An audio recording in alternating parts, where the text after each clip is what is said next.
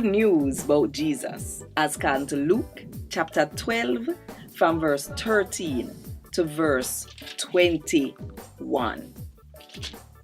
The fool, rich man. Somebody in the crowd said to Jesus, "Teacher, tell me brother to share the dead left with me now." Jesus answered say, "Man, who give me the right to settle argument and share dead left between the two of you?"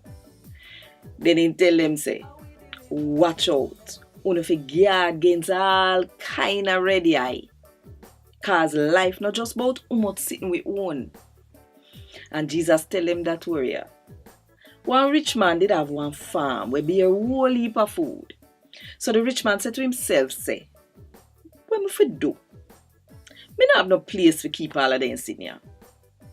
Then him say, "Me know what me go do. Me go tear down my storehouse them and build some bigger one.